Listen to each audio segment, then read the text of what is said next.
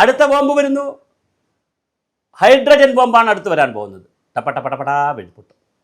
ഇടുന്നതെല്ലാം നനഞ്ഞ പടക്കം, ഒന്നും പൊട്ടുന്നില്ല, പൊട്ടിയാൽ തന്നെ അത് ചീറ്റിപ്പോകുന്നു.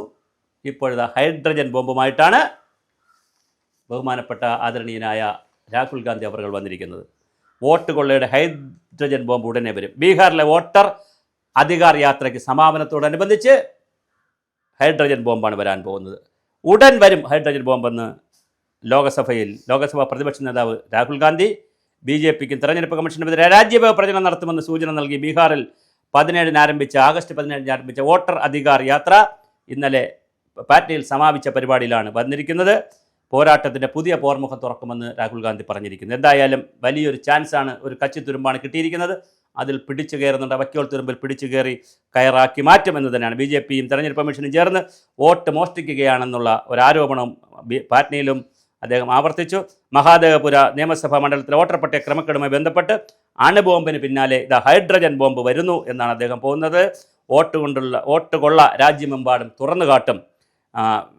ഹൈഡ്രജൻ ബോംബ് ഉടനെ പുറത്തു വിടുമെന്ന രാഹുൽ ഗാന്ധിയുടെ പരാമർശത്തെ BJP വിമർശിച്ച് പുച്ഛിച്ച് തള്ളി. പ്രതിപക്ഷ നേതാവ് രാഹുൽ ഗാന്ധിയിൽ നിന്ന് ഉത്തരവാദിത്വ ബോധമില്ലാത്ത ബെഡായി വാർത്തകളാണ് വരുന്നത്, ജനങ്ങളെ തെറ്റിദ്ധരിപ്പിക്കുകയാണെന്നും BJP MP രവിശങ്കർ പ്രസാദ് പറഞ്ഞു. ബീഹാറിലെ വോട്ടർ അധികാർ യാത്രയുടെ സമാപന സമ്മേളനത്തിൽ മുഖ്യമന്ത്രി നിതീഷ് കുമാറിനെതിരെ അതിശക്തമായ ആക്രമണമാണ് ഇന്ത്യ മുന്നണി തുറന്നുവിട്ടത്. അദ്ദേഹത്തിൻ്റെ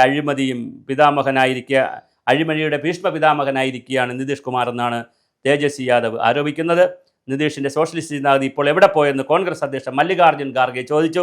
അതുപോലെ AICC general secretary KC Venugopal, Kodikunnil Suresh MP, Jebi Mather MP, Jharkhand മുഖ്യമന്ത്രി ഹേമന്ത് സോറൻ, രാജസ്ഥാൻ മുഖ്യമന്ത്രി Ashok Gehlot, CPM general secretary MA Baby, CPI general secretary D Raja, CPIML liberation നേതാവ് ദീപശങ്കർ ഭട്ടാചാര്യ, അങ്ങനെ തുടങ്ങി ഇന്ത്യ മുന്നണിയിൽ എല്ലാവരും ഉണ്ടായിരുന്നു. ഇന്നലെ വലിയ യോഗമാണ് നടത്തിയത്. ഹൈഡ്രജൻ ബോംബ് ഇതാ വരാൻ പോകുന്നു. ആഗസ്റ്റ് 7 ആരംഭിച്ച വോട്ടർ അധികാർ യാത്ര, വോട്ട് ചാരി പരിപാടി ഇന്നലെ അവസാനിച്ചു. ഇതാ വീണ്ടും അടുത്ത വളരെ വലിയ ബോംബാണ് വരാൻ പോകുന്നത്. നമുക്ക് കാത്തിരിക്ക് കാണാം. ഹൈഡ്രജൻ ബോംബ് പൊട്ടുമോ, പടക്കം പോലെ ചീറ്റുമോ?